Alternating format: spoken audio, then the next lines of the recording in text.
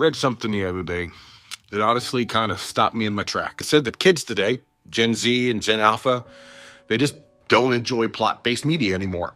Even heavy plot video games, they're just abandoning them. And to be honest, it's really been bugging me. It was hard to read. To those who know me, I'm a storyteller. My whole life is music, film production, poetry, art. I believe deep down in my bones that narrative is the bedrock of humanity. A good story is where we learn morals. It's where we figure out good versus evil. It's how we learn to step outside of ourselves and see someone else's perspective. So the idea of an entire generation just disregarding the plot feels like tragedy. My first instinct is to just do the whole kids these days thing, but I had to sit in it.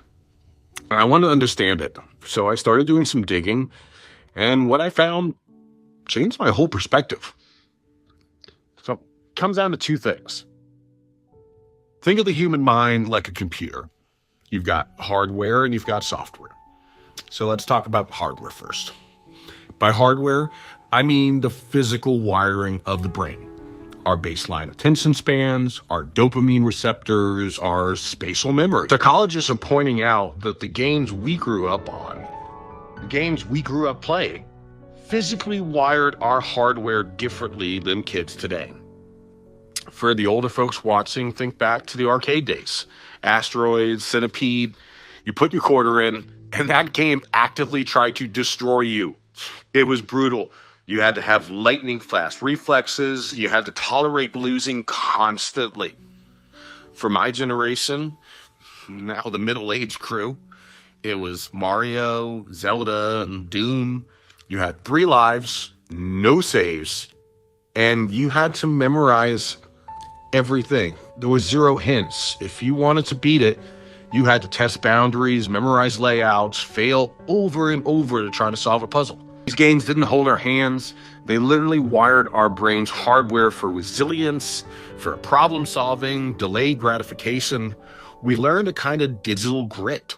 Today's massive open world or wide service games, they are fundamentally different. They auto-save every 10 seconds. Glowing paint, mini-maps tell you exactly where to go, so you never get lost. And more importantly, the live service games never end. There's no definitive game over or victory screen.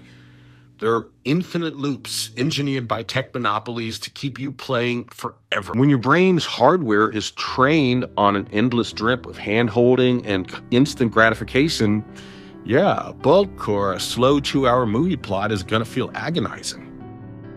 But the hardware is only half the problem. The other half is the software, the operating system, the belief system running in the background of our mind. The media we grew up loving is built on a specific software, the hero's journey. Think about my love for the Lord of the Rings. J.R.R. Tolkien literally built that story out of his need to process the horrific strife and struggle he survived as a soldier in the trenches of World War I. He used fantasy and metaphor to grapple with the trauma of war. He created a narrative where an ordinary, overlooked person carries a massive burden, stays true to their morals through literal hell, and ultimately defeats a great evil. Good triumphs. For us, that wasn't just a movie or a book plot, it was a societal handshake deal. Keep your head down, carry your burden, work hard, stay loyal, and you'll get the house, the family, the retirement. You'll be rewarded. Younger generations are looking at the world right now and realizing that handshake deal is dead. Their software is running on a totally different reality. They're growing up watching inflation eat their money before they even make it.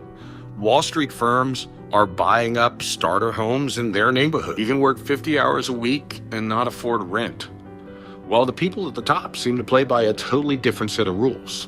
To them, the idea that hard work automatically guarantees success doesn't feel like a moral. It feels like a trap, like gaslighting. When your daily reality contradicts the moral of the story just feels like a lie. Why should they invest their time in a narrative about a noble worker being rewarded or a hero saving the day when the real world feels rigged? That's why they want sandbox games where they can just control their own world. That's why they want raw and unfiltered TikToks instead of polished Hollywood propaganda. That's why they love cynical and absurdist humor. As an artist, and especially as a teacher, realizing this was a bitter pill to swallow. I want to fight it. I want to just tell the old stories louder until they finally get it. But you can't force an audience to believe in a map when they know the terrain has changed.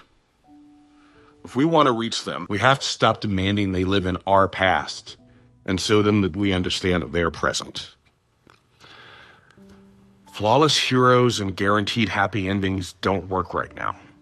We need to tell stories about resilience, about navigating broken systems, about finding your people when the safety nets fail. When the big global world feels terrifying and out of control, we need to focus on the micro.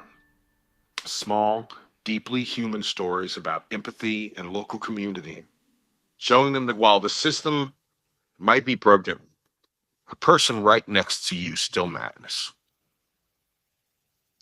Our job isn't to spoon feed them the old myths anymore. It's to give them the tools, the vocabulary, and the artistic frameworks to tell their stories, to help them channel that frustration into art instead of letting it curdle into apathy. They still need connection. They still need meaning. And they just have a razor-sharp radar for anything that feels fake. We want them to trust our art. We have to prove we are living in the exact same reality that they are. Anyway, just some Port's thoughts. Have a good one, guys.